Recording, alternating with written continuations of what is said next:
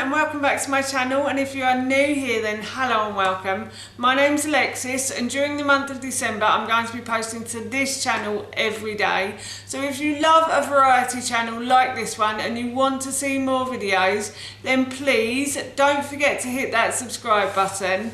And now I'm going to share with you our favourite games to play on New Year's Eve. As I just mentioned, today I want to share with you our favourite games to play on New Year's Eve. So the period between Christmas and New Year can be quite boring for children. They've opened up all of their presents and they've probably played with them all day long on Boxing Day, or even just for half a day, and then suddenly they're bored. And I think board games are a great way to entertain kids and adults as well. If you're looking for games to play on New Year's Eve, then we have some brilliant ones here, and I thought I'd share them with you today. The first game I wanted to share with you is a 5-second rule. This is a brilliant game. So basically you have to guess. Someone will ask you a question. So for example, how many colours can you think of? And you have to think of 3 in 5 seconds, and then you turn the buzzer over. So there's a little timer on this, and then you have to turn it over when you've finished. It is a really great game. We love playing it. We've never played this one with Ted, but we do have 5-second rule junior upstairs, which is also a really good game. And as I said, we love this game. It keeps us entertained for hours. And the next game I want to share with you is a bit of an adult game. It's Scrabble. So Ted, Howard and I have played the adult version of Scrabble. It is for ages 10 plus. My son is 9 and I have had to help him while we've been playing this game. But there is a junior Scrabble if you have younger children. But Scrabble is a really great game. This always reminds me of my nan and granddad. They always used to play Scrabble in the evening. And my nan, I think, used to cheat as well. She used to pretend to make up a word, and my granddad would be like, "That's not a word." And she'd be like, it is. It was very funny. So I have brilliant memories of Scrabble. I also remember spelling the word Robin out of the tiles on Scrabble as well. So I do have fond memories of this game, and I do love to play it as well. I think it's a great game for kids and adults as well. The next game we love to play is Cluedo. The clue is in the title. Cluedo, get it? Anyway, yes, Cluedo is a murder mystery game, and this is kids Cluedo as well. So it's all set up for children, and it has a buzzer as well. So when you find a clue, you can buzz. We haven't really used the buzzer, to be honest, but we have played this game and we do really enjoy it when we play it. I think this one is for ages 8 plus. Ted loves this and so do I, and I think Howard really enjoys it as well. So I definitely think this will be one we will be playing this Christmas or New Year. The next game that we really love to play is the Best of British game. It's in association with the Logo game, and it's basically a game where you have to answer questions on British things. I'm sure they've done a best of American now and a best of Japanese, or a best of every country, I'm sure. But yeah, it's a really fun game. It's a great game to play with a big group of friends. So if you're having a New Year's Eve party and you want something to play, then this is a great game to play, I have to say. As long as you're British, then you'll be all right. I think you'll get most of the questions, to be honest, and the answers as well. So yeah, really enjoyed this game and would recommend it to a friend as well. And then the next game that we have also played with big groups of friends is the Logo game, which is associated with the Best of British game.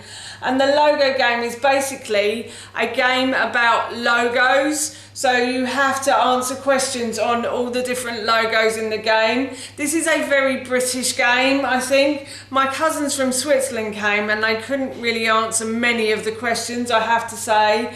So I think different countries will probably do this differently, to be honest. I mean, we have a lot of Walkers and Pampers and Heinz and stuff, but they have different logos in their country. So yeah, it's a good game. And as I said, we played it with big groups of friends. We've also played it with family as well, and it's always been a fun game to play. Then onto a bit of a kiddie game. So this is Monopoly Fortnite.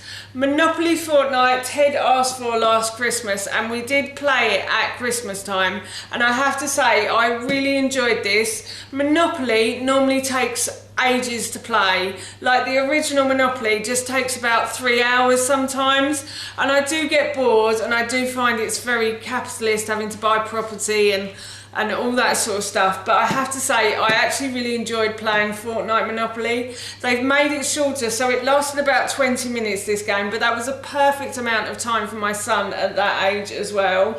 And it's all based on the Fortnite game. So Howard and I were a little bit confused, which I thought was quite funny actually, because we were like, what is that? What is that? And Ted had to explain it to us, so it was interesting. It is for 13 plus, but we did buy it for my son, and he was 8 last year. He does play Fortnite. He hasn't played it recently, I have to say, but he has in the past, and he does love the game. So I didn't mind him having this, even though it is 13 plus. I don't think it was that expensive either. I think it was probably about $19.99, like £20 I think. So yeah, a good game for kids and adults as well, and very easy to play, and a very quick game as well. And the next game I wanted to share with you is Yahtzee. Yahtzee is a numbers game. Howard, Ted and my mum all seem to really enjoy playing this game. I, however, could not get the idea of it whatsoever. I found this really difficult to grasp. Numbers and myself don't go together, but numbers and my family seem to. So if you know a person who loves numbers, then this is definitely a game they would probably like to play. I personally didn't enjoy it that much, but my family seemed to, so yes, definitely a game for a person who loves numbers. The next game that I wanted to share with you is Jenga, and Jenga, even when I say the word, puts a smile on my face. Basically, you build a tower with wooden bricks, and then you have to slide out the bricks and put them on top, and then when the tower falls over, the person who makes the tower fall over is the loser. It's a fantastic game. It's really noisy, so it's brilliant for Christmas. If you've got anybody in your family who doesn't like noise, this is one way to get rid of them. Not that you want to get rid of them, but if you do, then this is a brilliant way to get rid of them. And yeah, it's just a fun game. You can play it, it says 7 plus, but I'm sure you could play it with children younger than that as well. And you can play it with quite a few people as well. So I have played it with about 8 people before, and I have played it with just Ted and I as well, and it's still as much fun when you play it with 2 as it is with 8. So yeah, a great game for Christmas and New Year. The next game I wanted to share with you is Monopoly, but this is the Only Fools and Horses version. I bought this for my husband's birthday at the beginning of December, and we haven't actually played it yet, but I'm hoping it's a bit like Fortnite Monopoly, the game I mentioned earlier, that it doesn't take too long to play.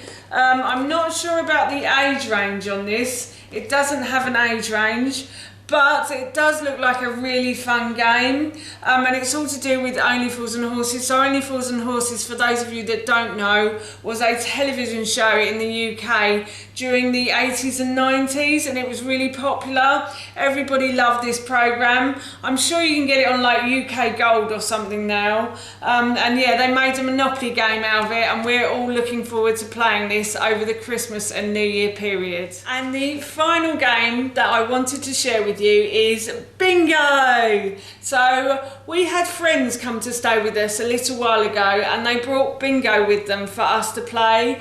Ted, Howard and I absolutely loved playing it, and Howard the next day went into Argos and bought this Bingo set. Well, I was really pleased when he did, although we don't really have the space for it upstairs, I have to say, but he bought it, and we've had so much fun playing this since he's bought it. It wasn't that expensive, I don't think. I think this one was probably about £15. So it's a deluxe bingo set. And I'm sure if you don't know the rules of bingo, where have you been? My goodness. So basically, it's got a ball in the middle, and you put lots of numbers in it, like little round balls with numbers on.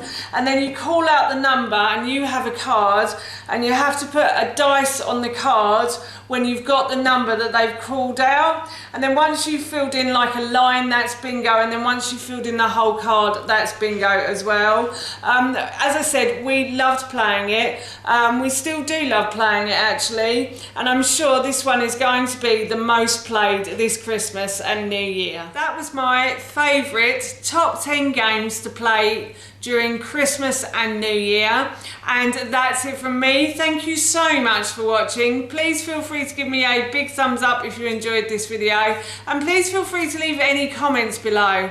What are your favourite games and who do you love playing them with? I would love to know, and please don't forget to hit that subscribe button. See you all soon. Bye.